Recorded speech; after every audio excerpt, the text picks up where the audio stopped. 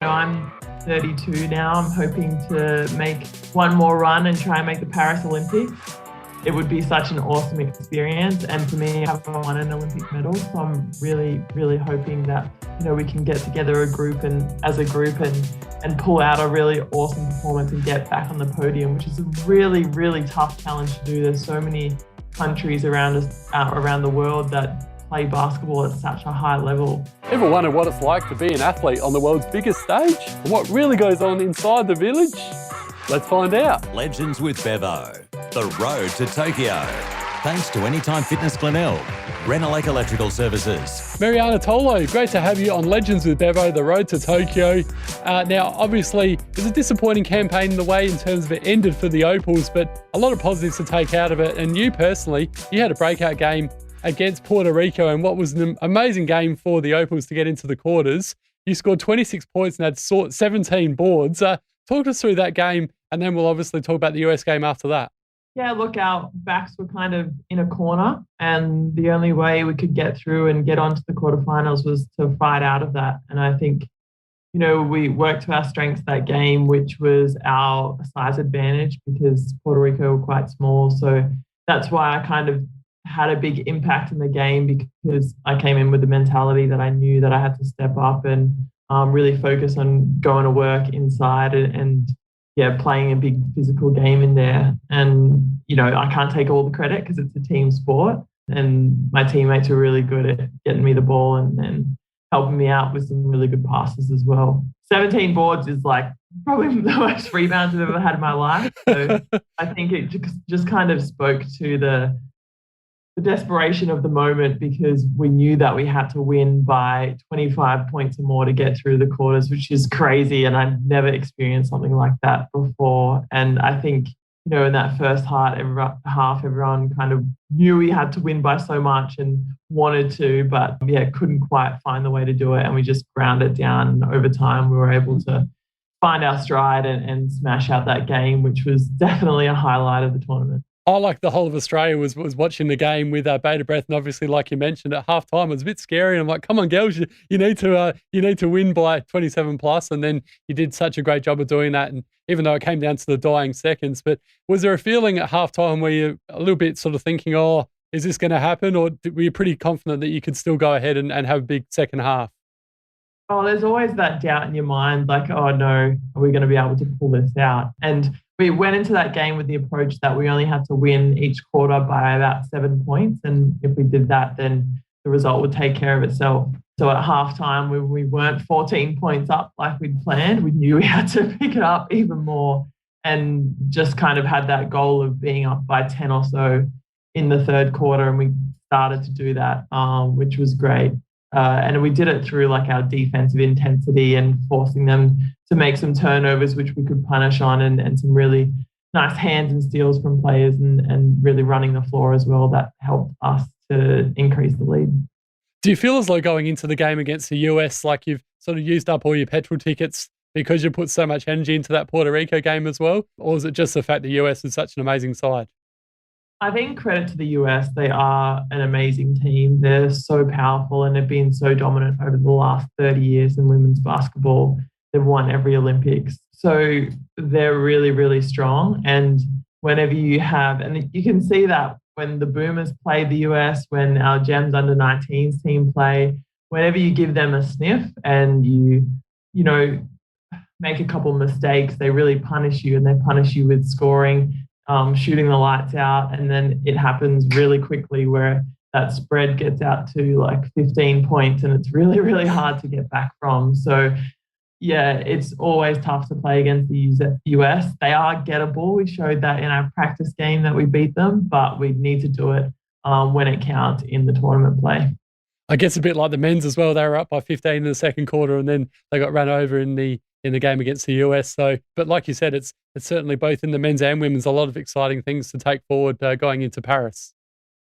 For sure. And, I'm 32 now. I'm hoping to make one more run and try and make the Paris Olympics. It would be such an awesome experience. And for me, I haven't won an Olympic medal. So I'm really, really hoping that, we can get together as a group and and pull out a really awesome performance and get back on the podium, which is a really, really tough challenge to do. There's so many countries around us, around the world that play basketball at such a high level. And, you know, there was a couple of teams in this Olympics for women's basketball, and it was their first ever Olympics. So to get there in the first place is hard, and then to perform at your best is even harder. So I'm really looking forward to another chance to do that. And I think if you watch the under-19s, you see our upcoming talent is really exciting and gives you a little bit of hope that we're going to be really good in the future. So I hope and I think our team will be even better in Paris. And yourself personally, we just spoke about this off air. This is super exciting for you. You have to play overseas in France. Tell us all about this and congratulations. I have signed a contract to play with Basketland in France, which is in the southwest of France. I'll leave September 5th. So I'm in quarantine now. And when I get out on Sunday, I'll have 2 weeks before I go.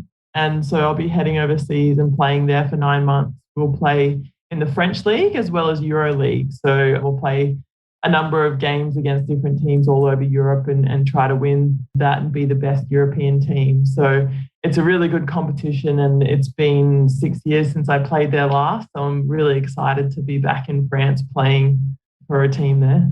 Oh, how wonderful. Congrats again. And let's talk about Tokyo. I went to Rio where we again got to the quarterfinal and we ended up losing to Serbia by 2 points and not making the finals. So that was heartbreaking as well. Yeah. Too much heartbreak. Yeah, exactly.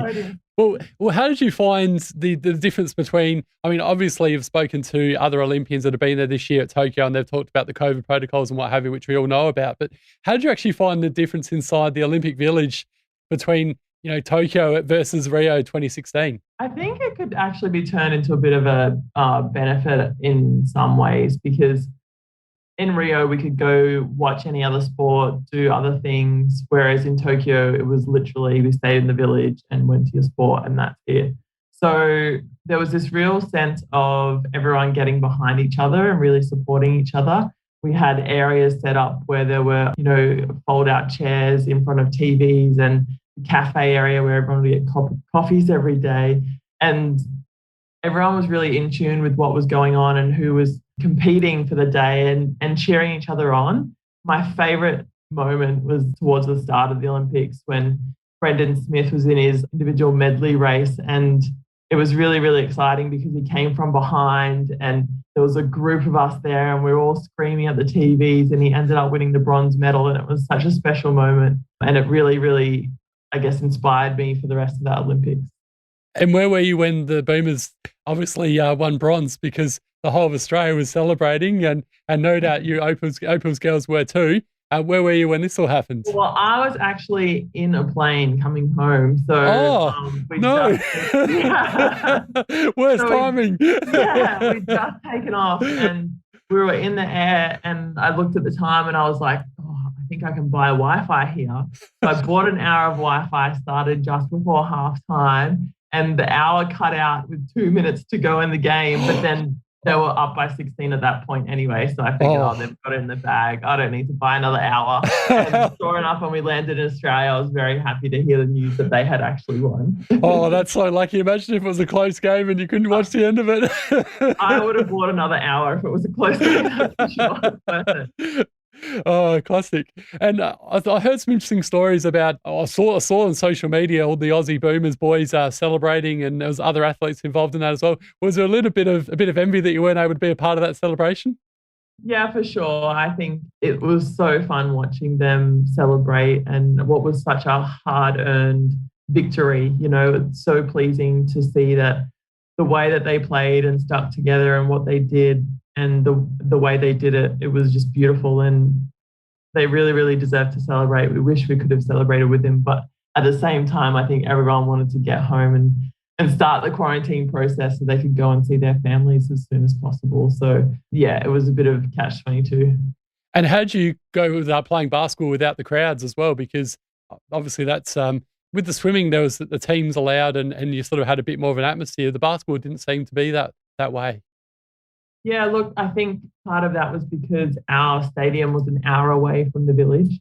So it took a long time and it was quite hard to get access to go there. So not many other basketballers ever went to watch the basketball. we went to one men's game to cheer them on, but that was it. It was interesting without crowds. It kind of didn't have that atmosphere, but at the same time, it just put more onus on us to really be loud on the bench and celebrate and cheer and towel wave and create our own little atmosphere that we were playing for us and not for anyone else. You know who I did feel bad for, though, was the Japanese women's team who ended up in the gold medal game. Like, that stadium was huge. And that would have been packed. Yeah. Absolutely packed to the rafters if they could have had people there. And so I was really sad and disappointed for them because they deserved it so much. They played so well and have been doing so well over the last few years. So I wish they could have experienced that. Yeah, that's so sad, isn't it? But I credit to the Japanese for, making the Olympics happen. There was so much negativity about going into it, and a lot of people were saying, whether or not it should go ahead. The locals, I think 80% of them didn't want it to happen, and a phenomenal achievement that it went ahead. And not only went ahead, it was unbelievable, like world record ratings around the world. Obviously, a lot of people in lockdown made a difference to that, but it was just such a fantastic Olympics, and I think everyone embraced it. And especially with it being postponed, I think people enjoyed it even more. Did you get that feeling as well? Definitely, and I think it's what the world needed right now. Country pride and something to cheer for, and so many people got behind us, and we felt so much the love. The way that International Olympic Committee organized everything made us feel so safe over there, and I think that was really a positive thing because a lot of us, were a little bit worried as to how it would be and what the situation would be, but it felt completely safe the whole time. We were getting tested every day. It's actually funny, the tests were quite strange in that every day we'd have to get this little vial. It was a little tube, and you'd spit into the tube until it reached a certain amount. So you'd be sitting there in the morning just getting your test done and sending it off. It was a really strange COVID test, but yeah, it made everyone feel safe, and what a great experience. And I think the whole of the Australian team did so well, and it was so positive, and I'm so happy to have been a part of that. Yeah, well said. And I've spoken before to a couple other Olympians, and love hearing about, I know Annabelle Smith back in the day, that was her 4th Olympics this year. And then back in the day, she spoke about sort of meeting Usain Bolt and David Beckham and some of her idols and getting selfies with them. Obviously, this time around, it was a little bit difficult because of the COVID situation. But in Rio, did you sort of get to have any selfies with some of your idols, or have any village crushes at all you want to share? So I guess the people that I would recognize the most would be the NBA players, and I know a lot of our girls got selfies with them, including Doncic and Scola and Rudy Gobert, the Gasols. There are a lot of famous basketballers there, which was pretty cool. But at the same time, you realize they're normal people and they probably hate getting photos every day. Like, Doncic was literally being stopped every 2 seconds whenever I saw him to get a photo. So I felt so bad for him. But it was cool to see them interacting like any other person as well. And in terms of the postponement, obviously being one of the more experienced athletes, how did you deal with it personally, Marianna? Was it tough? Or did you was it one of those things where you expected it to happen knowing how bad COVID was? Yeah, I was kind of, I guess, happy that it was postponed and not cancelled at that point, that we still had a chance to go. It was actually quite tough being in that limbo of not knowing whether we were actually going to go ahead or it was going to be cancelled at one moment. I remember hearing a news article come out in the media saying, so-and-so at a meeting said that they just came out of the meeting and it's going to be cancelled. There's no way it's going ahead. And I was supposed to do a swimming session that morning for conditioning. And I was like, well, I'm not swimming today then. And why am I doing that? And then afterwards it came out that it wasn't really cancelled. And I was like, oh, okay, I'll swim tomorrow. But it was hard. It was a big whirlwind and you had to kind of adapt your training as well. I know when lockdown happened last year, I was trying to get on all the outdoor basketball courts like every other Canberran and would have to fight people to get on the court and and did different things like running outside on a field and a bit of yoga, things that I don't normally do, but it was a good chance to do something different and build my body in a different way, which was cool. And I was fortunate being based in Canberra that I didn't have to face too many lockdowns. It was just that big first initial one. So my training load was pretty good, other than a change in the WNBL season, which is a bit shorter, less games during the season, which I think did have an impact as well. But it was the best that we could make of the situation. And you're an ambassador for Kids Alive Water Safety Program. Tell us all about the program and your involvement, and I guess what made you want to be a part of it, Marianna. I just think water safety is an important thing for every person to be able to have it all over Australia. We're surrounded by water, and even in our households every day, it doesn't take much to drown in some water. And so if we can prevent any deaths from knowing the basics of water safety, that's a job well done. And I think Laurie Lawrence has done a great job of helping promote that with Stay Alive, Kids Do the 5. And we've just got to keep going and battling and trying to prevent as many accidental losses of life as possible. Yeah, well said. I definitely enjoyed chatting to Laurie recently, and as well as Tammy and Mark Minicello. All three of us spoke at the same time, and it was hectic, but it was a lot of fun speaking to those guys. So now all of you are doing such a wonderful job, and it's such an important program, like you said, to be a part of. Yeah, it is, and that's a part of being a professional athlete or an influencer, is that you have a platform, and it's really important to be able to use that for good. And for me, anytime I can jump behind any good cause like this, I'll do it hands down. So really excited to be a part of it, and hoping I can spread the word. And I love hearing some funny stories about teammates and what have you. Who are some of the funniest basketball teammates that you played with, or involved with the Opals, or what have you? Kayla George is definitely the class clown of the group.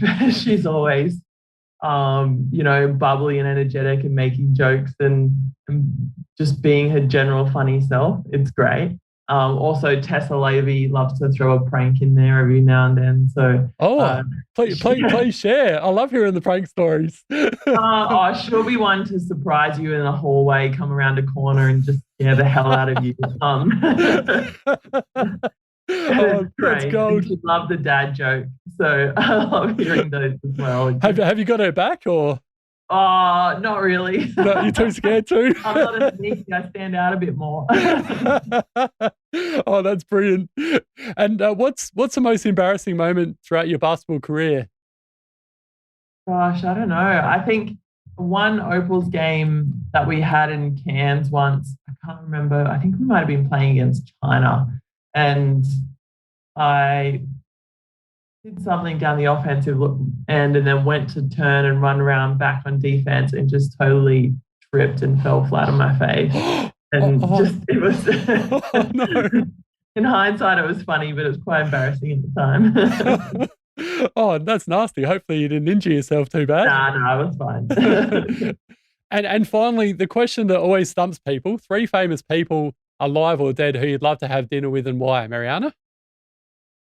I would love to have dinner with Jamie Oliver if he was cooking, because I love him as a chef. He's great, and have a lot of his cookbooks. I would love to have dinner with Kathy Freeman. She's a fellow Mackay girl and probably the most iconic Australian athlete ever. So it would be cool just to talk to her and get her insights and how everything in Sydney went down. It would just be awesome to talk to her about that. And then the third one, gosh, who would it be? Luka Doncic? Nah. No. See, I love it. It stumps you guys, doesn't it? I always think of people when you're not doing things, you're like, oh, it'd be cool to meet them. And then when you get asked the question, you always forget. But I actually have a weird hobby, which is fossicking, looking for gemstones. Wow. And there's this couple that do it on YouTube called Liz and Wall, and it'd be cool to meet them. That is so random, but I love it. Very random. That is great. Well, Marianna Tolo, thank you so much for joining us on Legends of Bevo, the road to Tokyo. I wish you all the best over there in France. Thank you to Trina from Ignite PR for organising the interview as well. Great job with everything you did with the Opals, and also everything you're doing with being an ambassador for Kids Alive Water Safety Program, which is such an important cause. And we look forward to speaking in the future. Awesome. Thanks for having me on, and talk to you soon. Bye, Bevo. Bye. Thanks so much.